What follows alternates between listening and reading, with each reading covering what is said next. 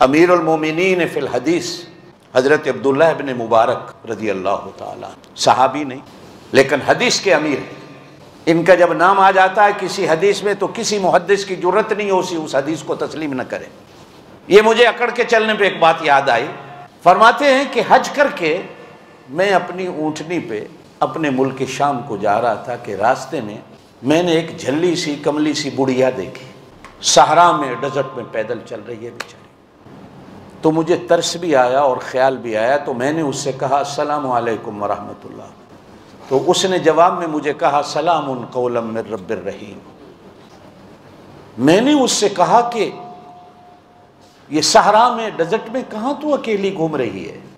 तो कहने लगी मैं युज़लिल्लाहु फला हादिय ला, कि जो रास्ता भूल जाए तो अल्लाह के सिवा उसको रास्ता बताने वाला कोई नहीं होता। मैं समझ गया कि ये भूली बसरी है।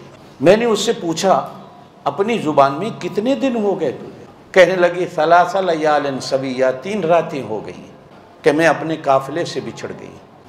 तो मैंने उससे पूछा कि खाना पीना? कहने लगी हुआ युतइमुनी व यस्कीन, वो मुझे खिलाता भी है पिलाता भी है। मैंने उससे कहा तेरे पास पानी नहीं तो नमाज कैसे पढ़ती? तो कहने लगी अल्लाह कुरान में कहते हैं फलम तजिदू माअन फतयम्ममू, जब पानी न मिले तो तयम्मुम कर। मैं समझ गया कि ये मुझे कह रही है मैं तयम्मुम से नमाज, यानी जो सवाल करता हूँ मैं कुरान से जवाब देती। मैंने अपनी ज़िंदगी में ऐसी औरत नहीं देखी। मैंने उससे कहा कि वुज़ू कैसे करती है? कहती फलम तजिदू माअन फतयम्ममू, पानी ना मिले तो वो तयम्मुम कर लेती।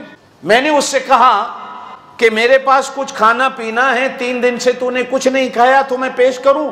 तो फिर कुरान पढ़ के कहती है कि मुझे रोज़ा है, सुम्मा अतिम्मुस सियाम इलल लैल, जब तक शाम नहीं होगी मैं कुछ नहीं खाऊंगी, मुझे रोज़ा है। तो मैंने उससे कहा कि सफ़र में रोज़ा? तो फिर कुरान पढ़ के जवाब देती है फमन ततव्वा खैरन फहुवा खैरुल्लाह, नफली रोज़ा है मेरा। तो मैंने कहा सफ़र में तो फ़र्जी रोज़ा जायज़ नहीं, तू नफली रोज़ा रख रही है। तो कहती है अल्लाह कुरान में कहते हैं वअन तसूमू खैरुल लकुम इन कुंतुम तालमून, अगर तुम्हें रोज़े के अजर का पता चल जाए तो फिर तुम सफ़र में भी रोज़ा रखने को तैयार हो जाओ। तुम्हें क्या पता रोज़े का अजर क्या है? मैंने उससे कहा कि तू मेरी तरह बात क्यों नहीं करती जिस तरह मैं कर रहा हूँ? तो फिर आगे से कुरान पढ़ के जवाब देती है कि मा यल्फिज़ु मिन क़ौलिन इल्ला लदैहि रक़ीबुन अतीद, कि तुम्हारी ज़ुबान से कोई एक लफ्ज़ ऐसा नहीं निकलता है, लिखने वाला फरिश्ता फौरन लिख लेता। अब मैंने उससे पूछा तू कहाँ से आ रही है, कहाँ जाना है? तो फिर कुरान पढ़ के कहती है सुबहानल्लज़ी यसरा बिअब्दिही लैलन मिनल मस्जिदिल हराम इलल मस्जिदिल अक़सा। मैं समझ गया कि ये हज करके आ रही है और मुल्क शाम की तरफ जा रही है और ये कुरान के सिवा कोई बात ही नहीं करती। अब मैंने उससे कहा कि मेरी ऊँटनी है, इस पे बैठ जाओ। तो दुआ दे के कहने लगी वमा तफ़अलू मिन खैरिन यअलमुहुल्लाह, अगर कोई किसी के साथ नेकी कर दे तो अल्लाह उसका भला करे, अल्लाह उसका बदला देगा, अल्लाह जानता है, चलो दे दो सवारी में बैठ जाते। अब जब मैंने ऊँटनी उसके लिए बिठाई तो ऊँटनी जैसे सवारी को बिठाते वक्त हिलती जुलती है, ऊँटनी भाग खड़ी हुई, वो बेचारी गिर गई। जैसे ही गिरी तो जुबान से कहती है वमा असाबकुम मिन मुसीबतिन फबिमा कसबत अयदीकुम, ये मुसीबत अल्लाह की तरफ से आई है, इसमें ना तेरा कसूर ना मेरा कसूर ना ऊँटनी का कसूर। ऊँटनी को डांट नहीं है, अल्लाह की तरफ से आया। जो भी मुसीबत आती है वो अल्लाह की तरफ। अब मैंने ऊँटनी को फिर बिठा कर बांध कर उसको बिठाना चाहा तो फिर कुरान पढ़ के मुझे कहती है कि अल्लाह कुरान में कहते हैं कुल्लिल मुमिनीना यग़ुज़्ज़ू मिन अब्सारिहिम, कि ईमान वाले मर्दों से कह दो कि औरतें सामने आ जाएं तो अपनी निगाहों को झुका लें। निगाहों को झुकाओ ताकि तेरी निगाह मेरे चेहरे पर न पड़े, मेरे कपड़े फट गए हैं। अब मैंने उसको ऊँटनी पे बिठाया तो अब मैं वो बात मुझे जो याद आई तो मैं ऊँटनी को भगाने लगा तेज तेज के कहीं रास्ते में इसका काफिला मिल जाए जिससे ये बिछड़ी हुई है। तो ऊँटनी जो तेज चली तो ऊँटनी पे बैठी बैठी कहती है वक़्सिद फ़ी मश्यका वग़्ज़ुज़ में, हौले चला हौले चला। अल्लाह कहते हैं कि हौले हौले चलो, मैंने हौले चलाई। अब जैसे ऊँट चलाने वाले की आदत होती है कि जब आप लोगों ने तो कभी ऊँटों के काफिले चलते नहीं देखे, हमने देखे हैं कि एक आदमी 100 ऊँटों को लेके चलता है तो वो शेर पढ़ता हुआ जाता है। पंजाबी जुबान में कहते हैं वो दौड़े माँ ये पढ़ता हुआ जाता है तो ऊँटनियां मस्त होके चलती हैं। बल्कि एक दफा हदीस के अंदर भी आता है कि आप सल्लल्लाहु अलैहि वसल्लम की अज़वाज ऊँटनियों पे सवार थी, सफर पे जा रहे हैं तो एक सहाबी ने शेर पढ़ने शुरू किए, ऊँटनियां तेज चलने लगी तो आप सल्लल्लाहु अलैहि वसल्लम ने फरमाया हौले चलाओ, देखते नहीं हो कि शीशे के आबखोरे ऊँटनियों पे हैं, कहीं ऐसा ना हो कि ऊँटनियाँ भागी और ये नीचे गिर जाएं। तो ख़वातीन को अल्लाह के रसूल सल्लल्लाहु अलैहि वसल्लम ने शीशों के आबखोरे कहा कि ये प्यार और मोहब्बत से सीधी होने वाली होती है, आराम से चलो ताकि इनको तकलीफ ना हो। आप सल्लल्लाहु अलैहि वसल्लम औरतों का भी कितना ख्याल करते। अब जब मैंने वो शेर पढ़ने शुरू किए तो ऊँटनियाँ और तेज चलने लगी, तो वो ऊँटनी पे बैठी बैठी कहती है फ़क़रऊ मा तयस्सर मिनल कुरान, कुरान क्यों नहीं पढ़ते हो, कुरान पढ़ो, मैं तुम्हारा कुरान सुनती। अब मैंने कुरान पढ़ना शुरू, फिर थोड़ा सा और मैं आगे चला तो मैंने कहा तेरा खामंद है?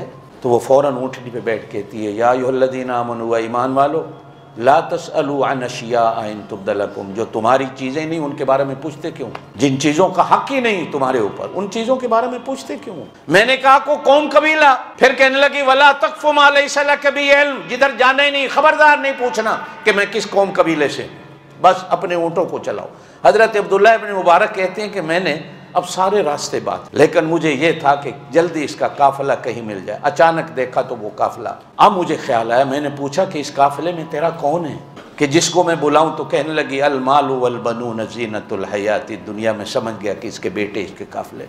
मैंने कहा कि तेरे बेटों की पहचान क्या है, कहने लगी व अलामात व बिन नज्म हुम यहतदून, ये इस काफिले को रास्ता दिखाने वाले हैं और शक्ल सूरत उनकी ऐसी है जैसे आसमान के सितारे होते। मैंने कहा को अपने बेटों का नाम बता, तो 3 नाम बताया। कहने लगी वत्तखज़ल्लाहु इब्राहीम खलीला व कल्लमल्लाहु मूसा तकलीमा या यहया खुज़िल किताब बिक़ुव्वा।